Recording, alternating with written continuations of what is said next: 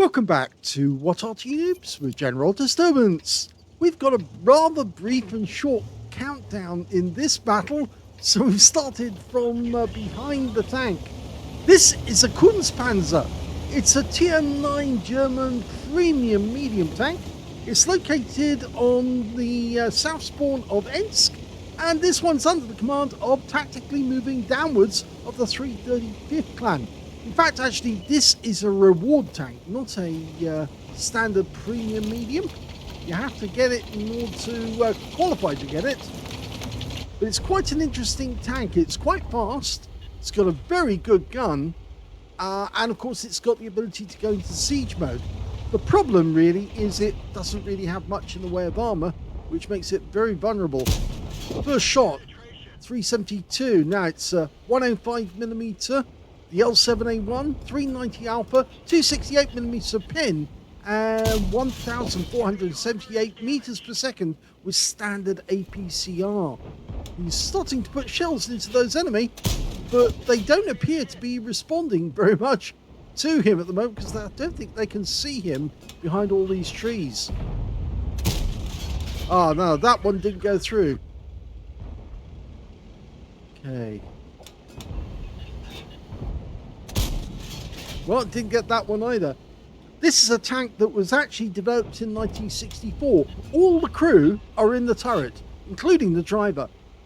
It's a blueprint only. It never actually got produced, but it is an interesting tank nonetheless, because it can, as I said, go to siege mode, in which case it does have the ability, a bit like the STB-1, to, once it's in siege mode, to actually get more accurate shots on the enemy.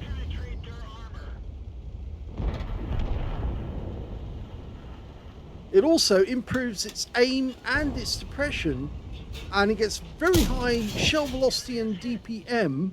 The only drawback is once it's in siege mode, it takes 2 seconds to get in and get out, but once it's in, it does have serious handicaps. And he's just taken out the Object 260 without being shot at in return. In fact, he hasn't received a single shot yet from the enemy. I think they have tried to hit him though. I'm pretty sure they've actually fired in the wrong place. Just don't think the enemy can see him. Okay, so 1 kill already. What's next? Well, it's getting a bit closer, which obviously is a little more vulnerable. You can see that L7A1 barrel with the smoke extractor.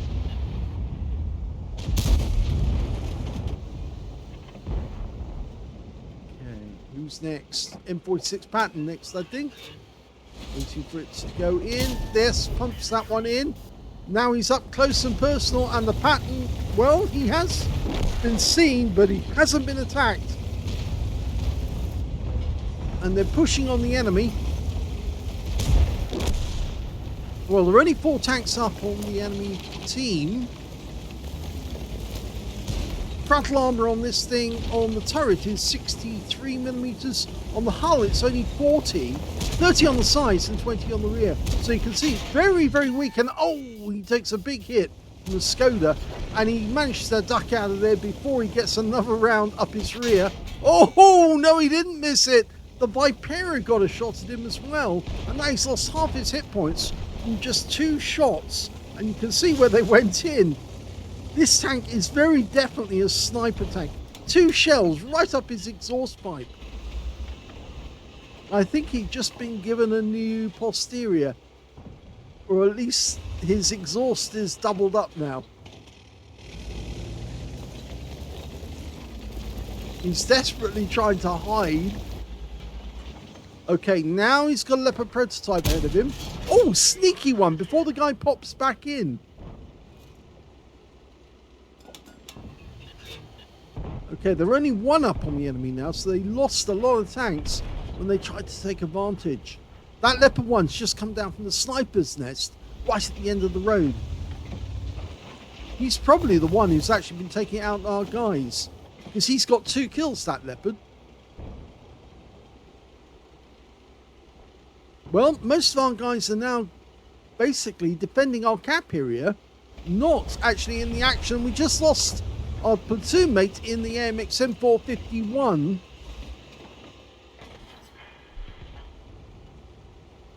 Okay, can we get a shot at the Leopard? Most certainly can. Pumps one in. The Leopard's so desperate to get around the corner, he ignores us.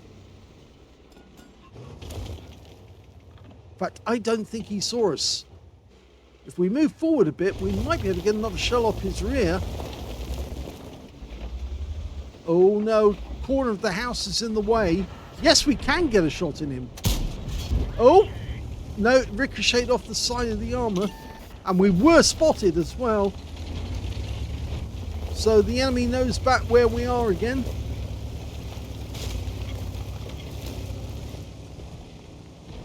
Okay, we're going to get close to some of these guys, so we're probably going to get a proximity spot, but there's so many wrecks around.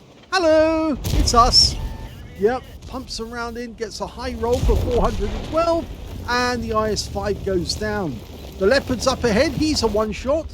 And, oh, we took around from the prototype, but we got one back as well. He took 368, well, he took 401 off us, but he took a shot for 368, and he's one shot now. Oh, there's the Vipera. Yeah, he's the one that hit us before. We don't really want to get hit by him again. Oh, no, don't tempt him. He's desperately trying to get a shot, and in fact, we just lost our teammate there to the Vipera. 277 went down to him, but they're coming around the back. So if we go through the front here, we'll catch him when he's not looking at us. We're looking at our teammates. Yes, thank you very much. And that's the last kill of the game, and it's a victory.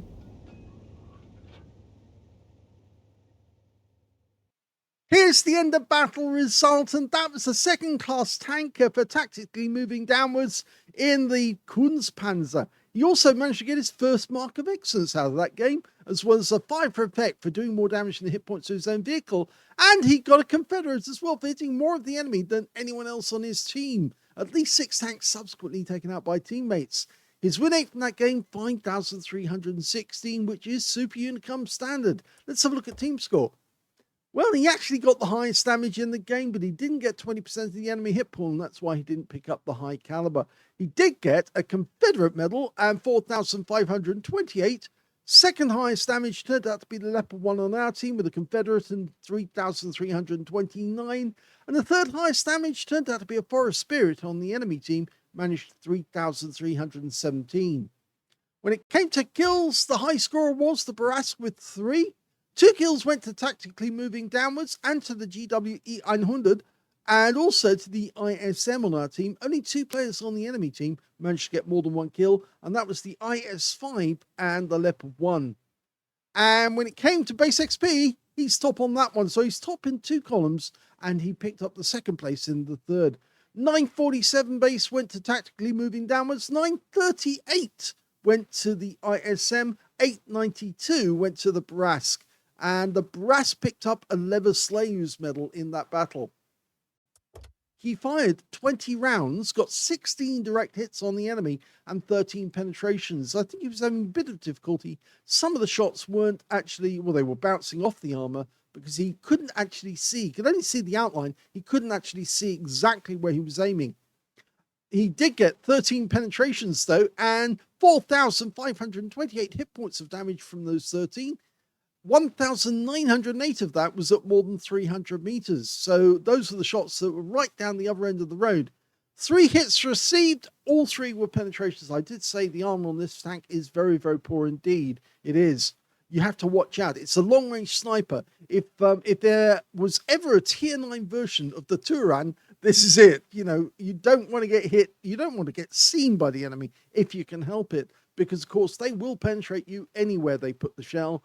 But yes, if you can stay out of sight of them and snipe at them from a distance, then they won't be able to get any damage. And of course, that does give you, with your 10 degrees gun depression, you can do that from a long way away. 8 enemy vehicles were damaged, 2 were killed. There's the Confederate. And on a premium account, actually made a loss here, 5,101 credits loss. He did use some premium ammo, yeah, and he used consumables. And he got 25 bonds for a mission achievement. And on top of that, 6,465 experience points. But he did get a mission completion in there as well, 4,974. So there you go. A very good game in the Kunze Panzer. First mark of excellence. And a nice score. If you enjoyed that replay, please give this video a like. Do subscribe to our channel. Leave a little comment down below because it feeds the algorithm. And thank you for watching.